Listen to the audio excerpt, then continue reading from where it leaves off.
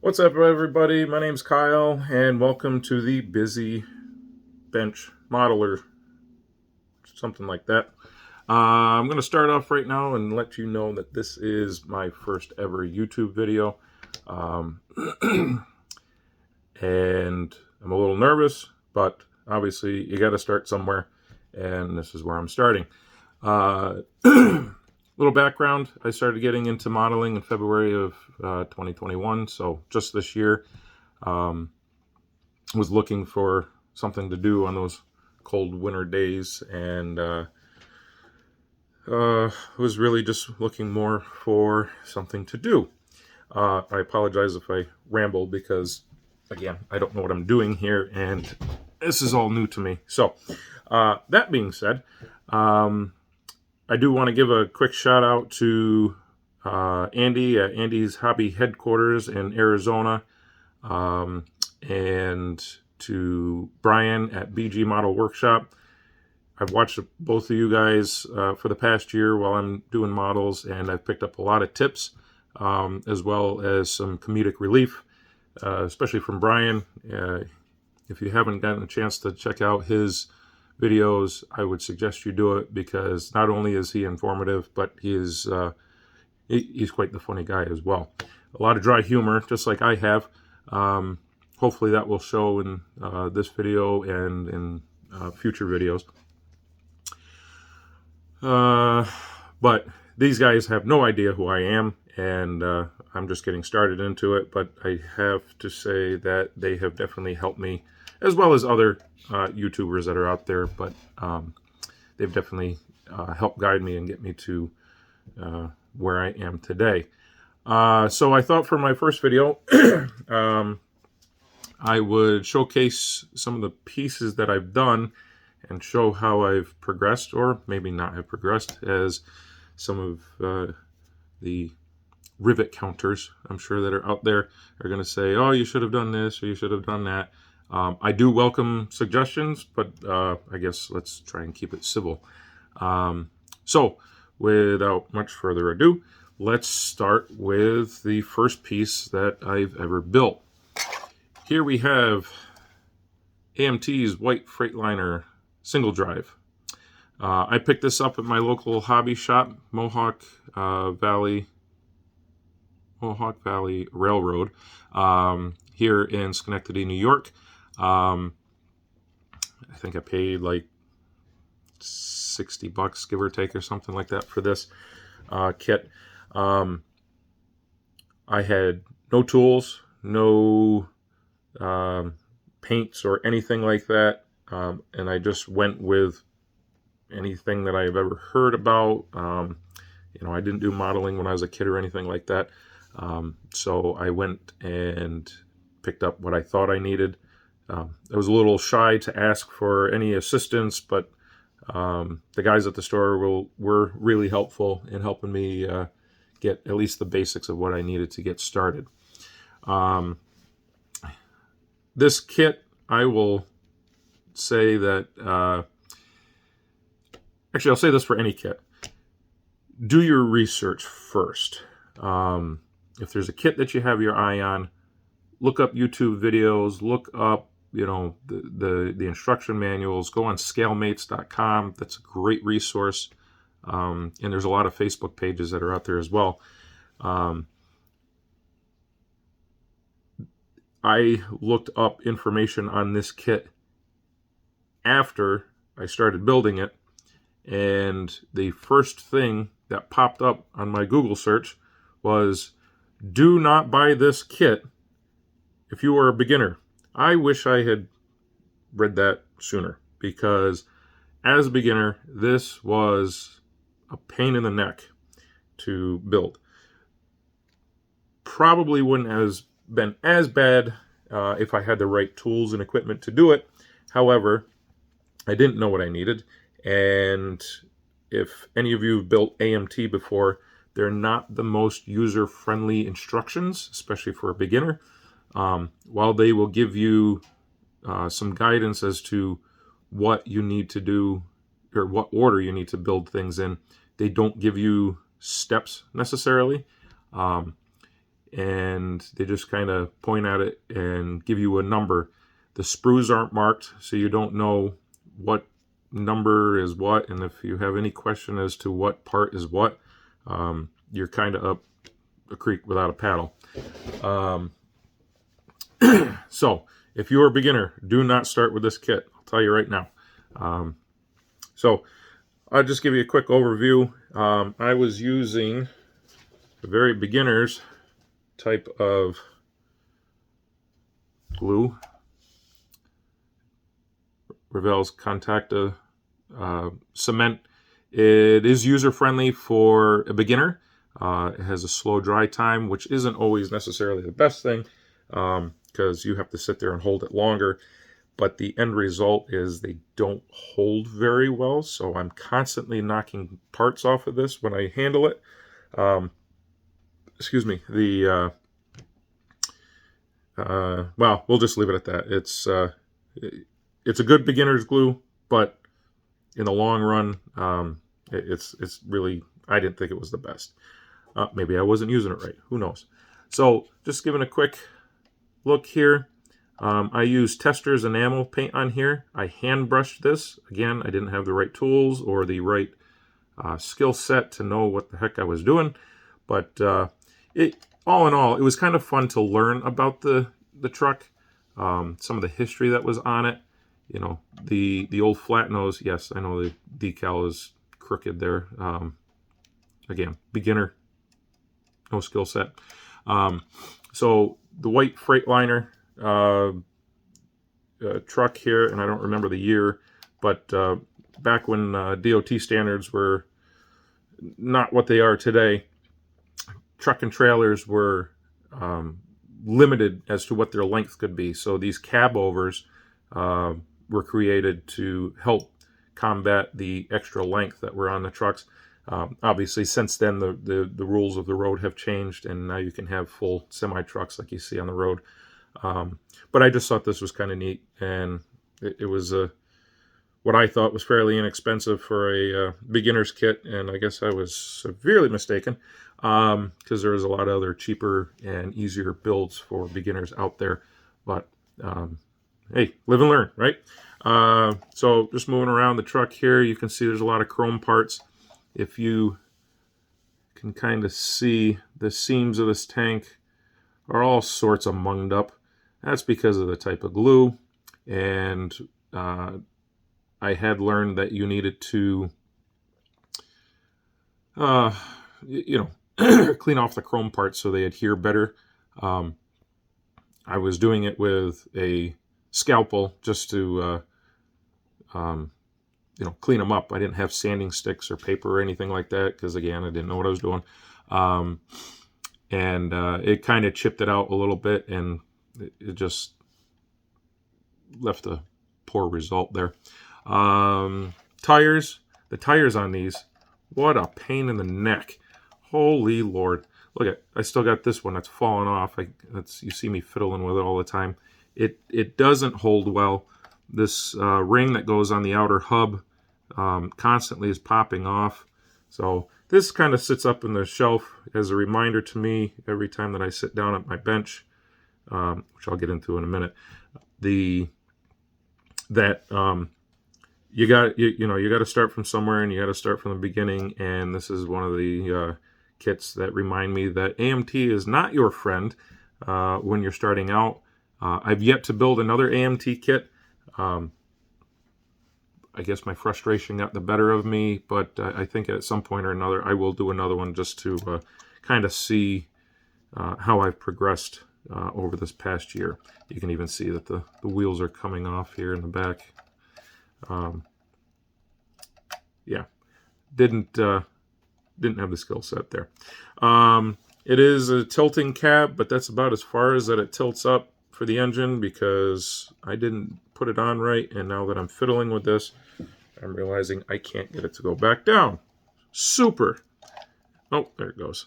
Yeah, I don't know if you can really see the poor paint job that's on there, and the giant gap that runs in the back of the cab.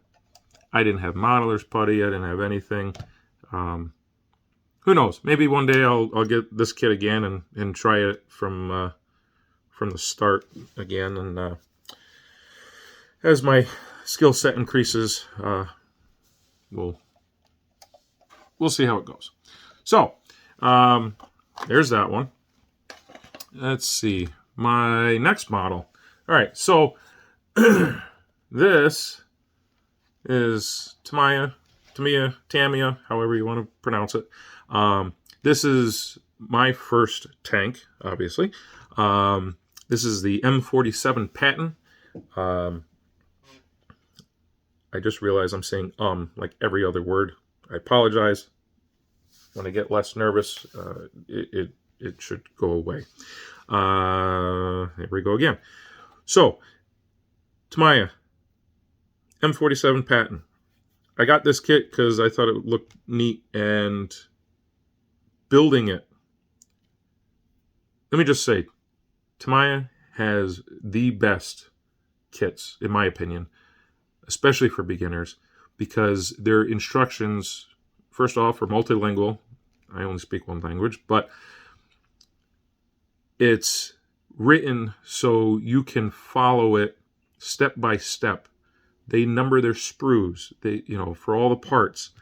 There is so many advantages to their instructions, especially for beginner, that it's so easy to follow, and you actually enjoy the build, as opposed to the Freightliner that I just showed you. I didn't get really frustrated, except for maybe some of the small fiddly parts, which I don't know if you can see, but you've got like these little handles next to my thumb there. Not having the steadiest of hands, we're a little bit of a pain, but it's a process, and I'm learning to get better with those types of things and having more patience, holding my hand while I'm setting something down, stuff like that. And the types of glue that you use also, I found definitely to help. So, again, Tamiya, great kit, great instructions. It was a really fun build.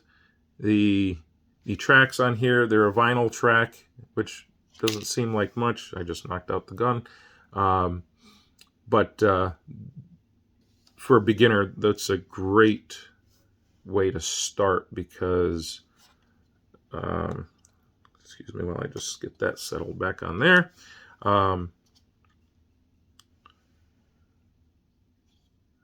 And I'll have to fix that later. Sorry, I lost my train of thought here. A real fun build. I'm just going to leave it at that. I'm not going to get too long-winded in this video, because it's my first one, and I'm going to have to figure out how to edit and everything like that. But there's a lot of detail that came in. Oh, I was talking about the tracks. The vinyl rubber tracks, I'm going to show you another tank here in a minute that is not as user-friendly for a novice such as myself. But, there's advantages and disadvantages, and a whole bunch of other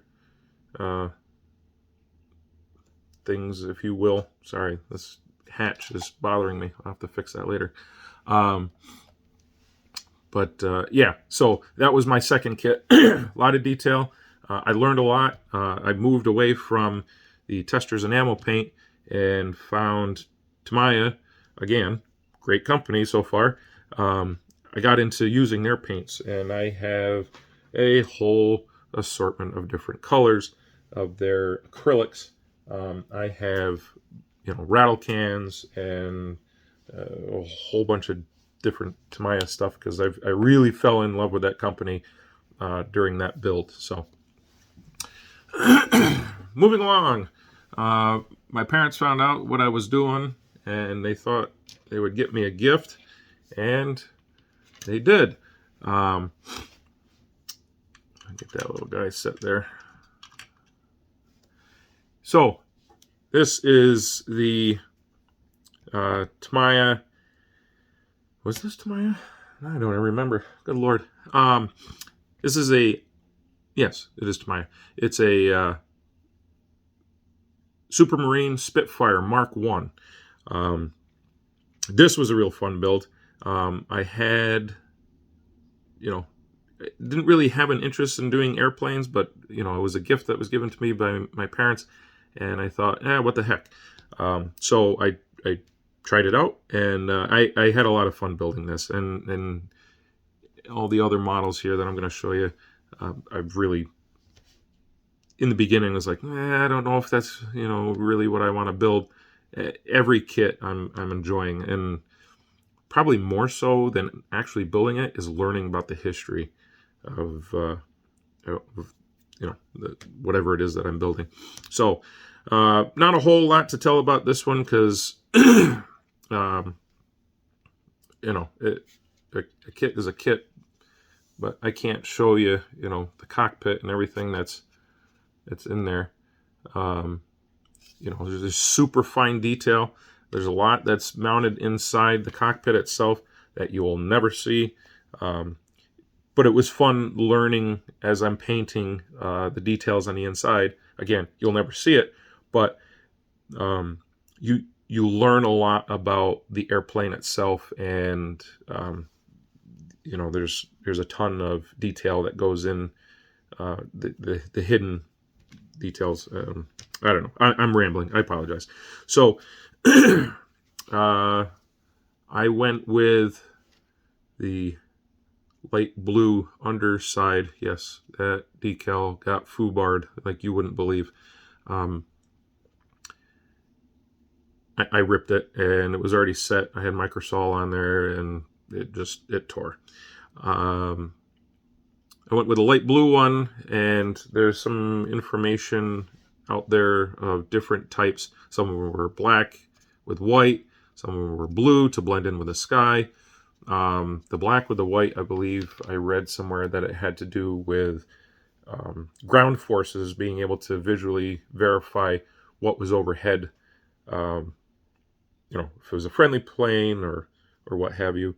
And then the light blue, obviously, to try and blend in with the sky so they didn't get hit by flat guns or any other type of artillery.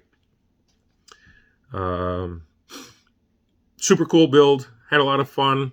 This was my first figure. This little guy here.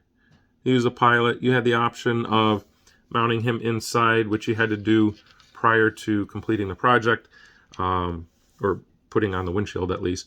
You could have an open or closed canopy with an open or closed door. I decided to go with an open concept so I could see a little bit of the detail that was in the cockpit. And then this little guy, I set him on a wing, or I set him on the hood like he had a rough day. Oh, yeah, he just died. I just had fun building that one. Another gift that I got, and these never been my favorite vehicles in the world. Oh, great. Just knocked the part off of that one. Awesome. Knocked the door handle off. So this is another Tamiya 1966 Volkswagen Beetle, or Bug. This was, again, didn't think I was going to enjoy this build. Had a lot of fun building it. I did the history a little bit and tried to find out what paint colors were out there on the original 1966 Bugs. And this particular color is not what one of the colors that were actually out there. It's very close to, I forget what they called it, but obviously a blue of some sort. And this was actually painted with Tamiya's Coral Blue rattle can. I got a little bit more skillful, and I had sanded it prior to painting. I did a layer of primer to find out any hidden mistakes or anything that might be in there. I did a lot of edge cleanup because there were some markings that were on here from the original mold, and got that all set prior to painting. My wife liked the color, and I kind of made this for her. although it just sits on the shelf collecting dust. But, you know, it is what it is. The first time working with clear plastic, I mean, I did it on the white Freightliner, but I didn't really have as much of an issue as I did with this. As you can see, I had a little issue with the glue when I was putting the windows in, and the glue foobarred them up pretty well. It's the engine in the back there. I don't know if you can see that or not. But I did have a lot of fun. Yeah, see, that's where the handle goes that I knocked off.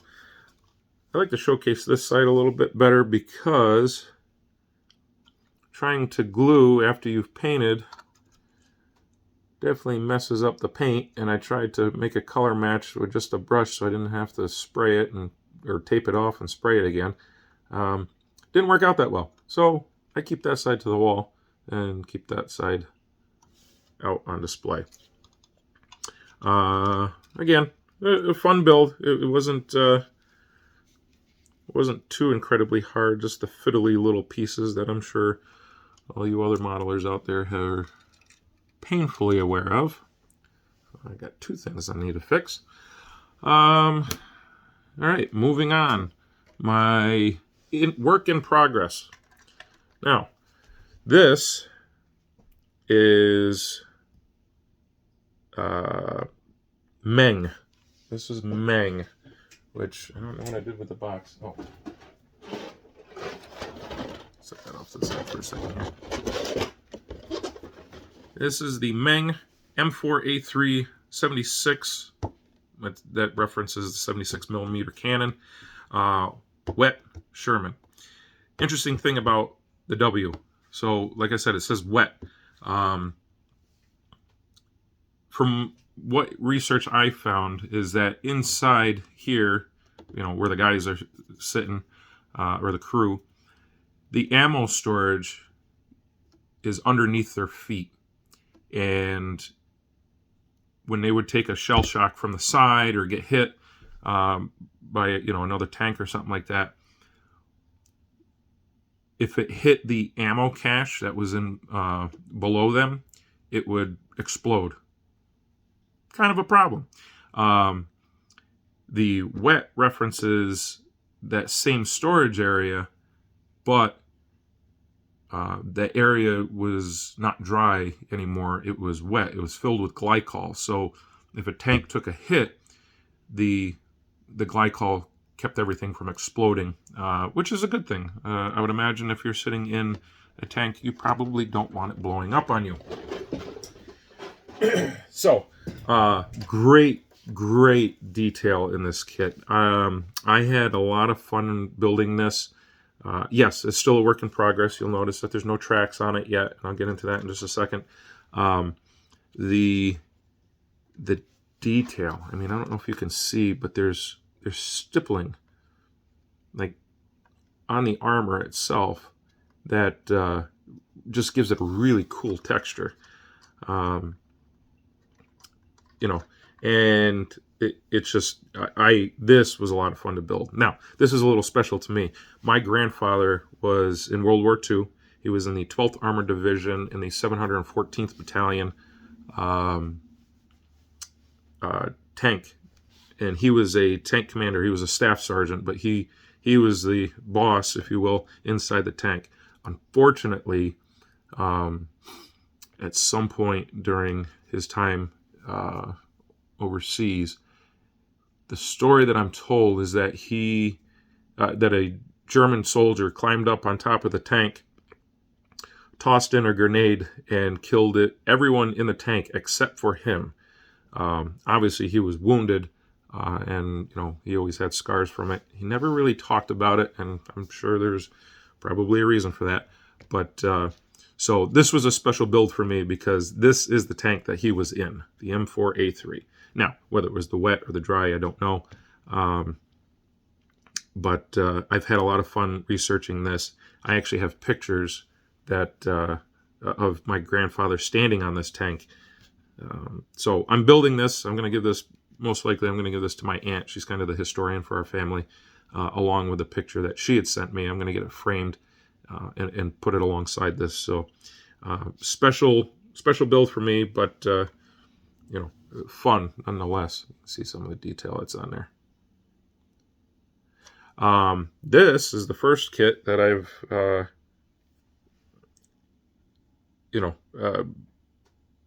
airbrushed. I purchased an airbrush.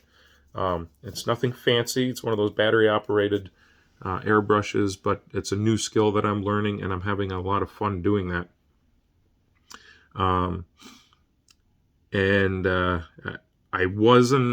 didn't want to weather this. I kind of wanted to leave it just alone. The only thing that I did weather, and I don't know if you can see the tow cable that's on there, I kind of gave it a rusty look.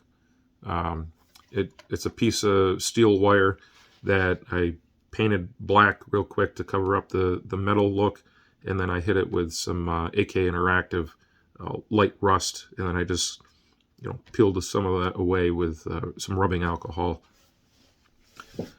just to kind of break up the rust so it's not all rust. But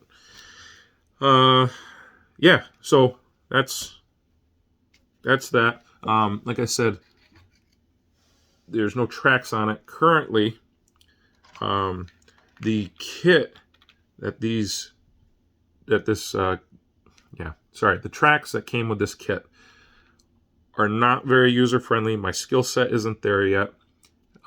Just for one tread with this kit is 5 pieces. And it's a combination of using metal rods, if you will, to piece them together. And it comes with a little jig, and you have to glue the treads, which is 2 pieces, plus you have the end connectors that hook onto the rods, and then there's the duck bills. So there's 5 pieces, and I'm not that skilled yet with super glue, and everything is just getting gummed up in that jig, and I got so frustrated with it that I almost didn't even finish the kit. So I did some research, and I found these tracks here, which are from AFV Club. They're the T48 tracks. Interesting little side story. The T48 for the M4 was one of the more common treads that are out there. And even if you go to like a tank museum today, you're most likely to see the T48 treads. And the reason for that being is that the chevron, the whole piece there in the middle, is made out of rubber, which perform pretty well off-road, but also they perform well on the road.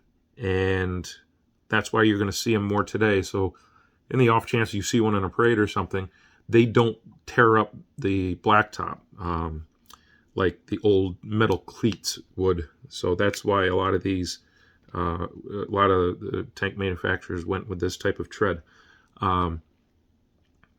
The pictures that I have with my grandfather, or of my grandfather standing on the tank, didn't actually have the M48 or T48 treads.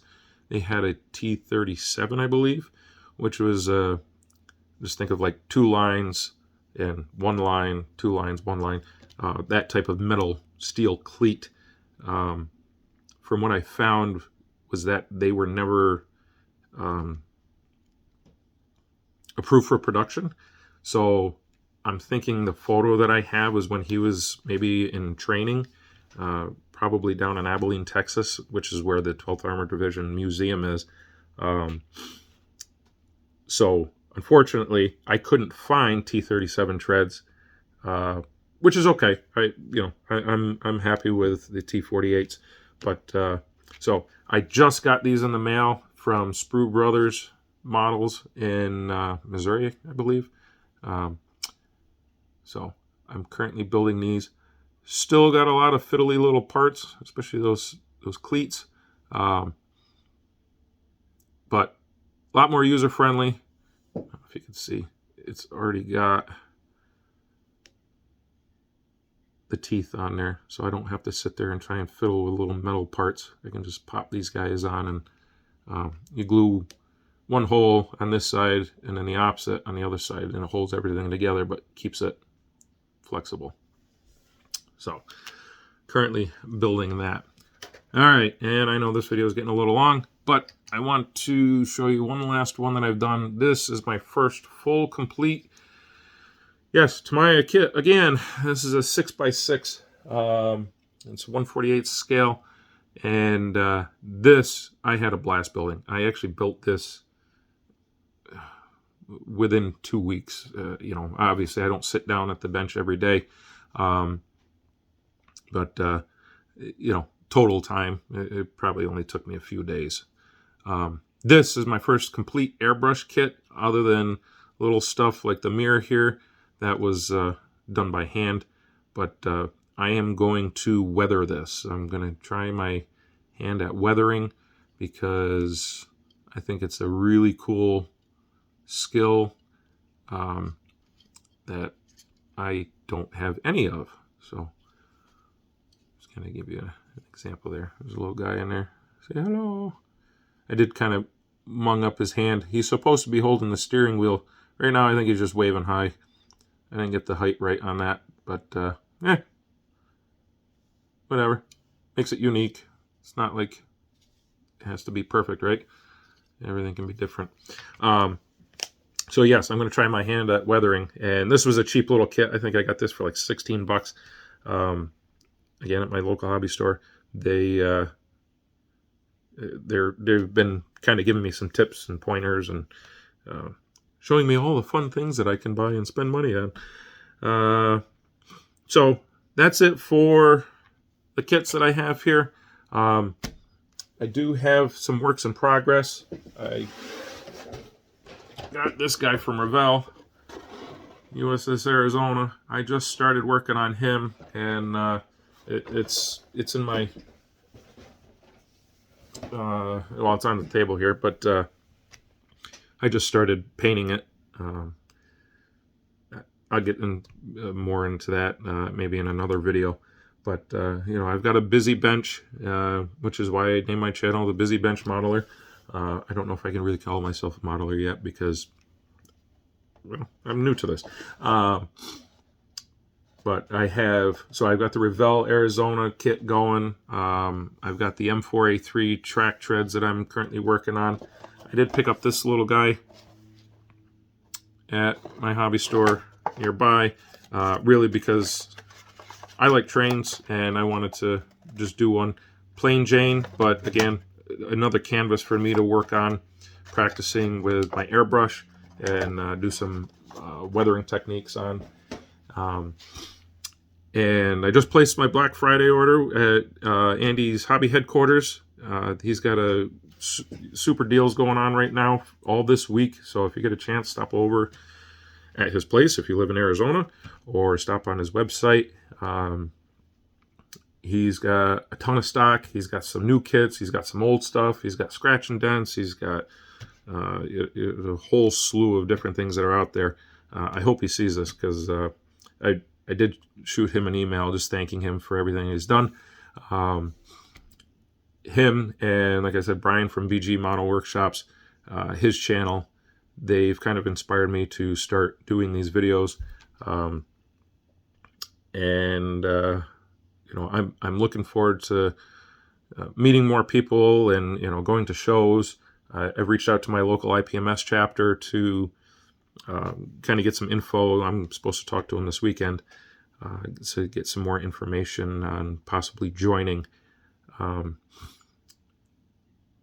With that being said, you know, we're, 34 minutes into this. I don't know what else to say, really. I hope you enjoyed the video. Please leave comments below, whether you liked it, hated it, what you want to see different. Keep it civil, obviously.